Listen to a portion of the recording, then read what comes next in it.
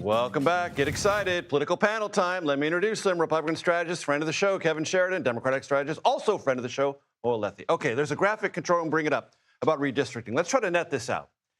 So the National Republican Congressional Committee wrote this memo. It said, going after redistricting all over the country, there are 23 House seats that Democrats must defend that Trump won in 2024, which is different than when this cycle began. There were 13 seats Democrats had to defend that Trump won in 2024, a net gain of 10. Kevin, you've been on this program before suggesting, if not predicting, that this would all sort of wash out and not be a net gain for Republicans. Do you have a different evaluation of that now based on this memo? It looks like Republicans have the slight edge in the redistricting battles that they have. Now that all the dust is more or less because settled. there were so many more targets for Republicans to go after. Democrats had already done this in New England and other blue states a long time ago. There's no Republicans there anymore. So they had more of an opportunity to do it. And the generic ballot question right now, R versus D, is only about 5.7 points right now, I think, in the Real Clear. So Democratic advantage. Democratic advantage. That number, you would think, given the environment we're in, given gas prices and everything else that's going on, and the president's approval number overall, that number would be 10, 15, more than that. So Republicans, that plus redistricting, they have a chance. Mo, do they have a chance? You don't look. I stopped making predictions long ago when Donald Trump came down the escalator. Look, I think this is the Republican analysis is a more optimistic one for Republicans than I have seen. Other nonpartisan analyses show them maybe picking up 5 to 6 through redistricting, not 10. So I guess that helps them a little bit, and they need that help because most independent analyses also show that there are about 20 plus competitive Republican-held districts right now.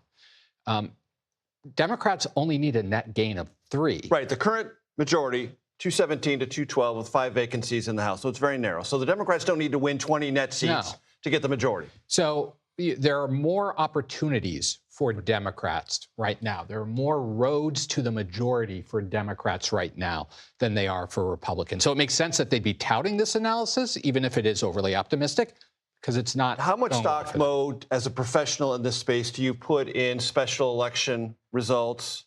Because Democrats have been outperforming 2024 in these special elections. Do you put a lot of stock in that or not? They're not predictive, but they're important that you can learn some stuff from them. What's interesting, for example, is Texas, where Democrats overperformed in districts in special elections after the Republicans redistricted to make them more friendly seats for them. Democrats still overperform. So there's reasons for Democrats to be optimistic, but let's not make any predictions. So when we think about whether or not J.D. Vance is going to seek the Republican nomination in the presidency in 2028, when he shows up on The View, we know for a fact that he is, because you don't go there to talk to the MAGA base. You go there to talk to a potential general election.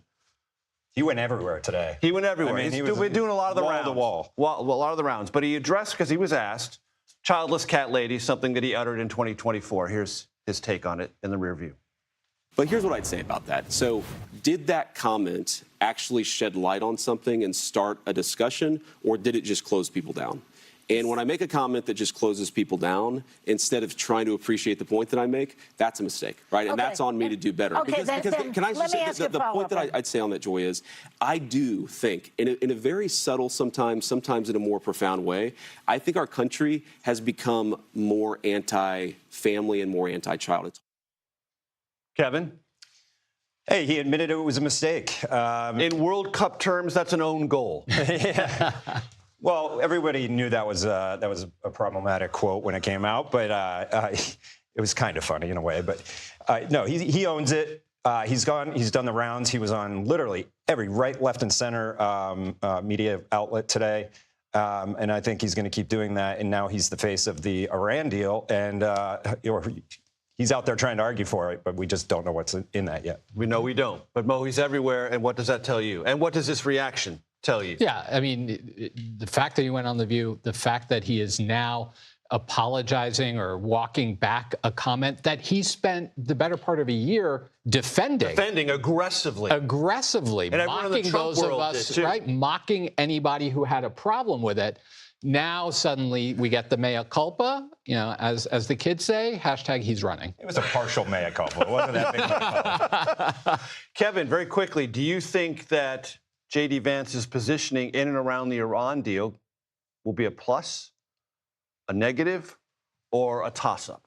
It's very complicated because he's the skeptic on the Iran invasion in the first place, but now he's talking about the peace deal. So we'll have to see how good of a deal this really is for us. And, you know, the Hawks are mad right now. Right. You know, so maybe it helps them a little bit. Not currently center stage. Marco Rubio, maybe that's tactical. Kevin Sheridan, Elleithee, thank you very much.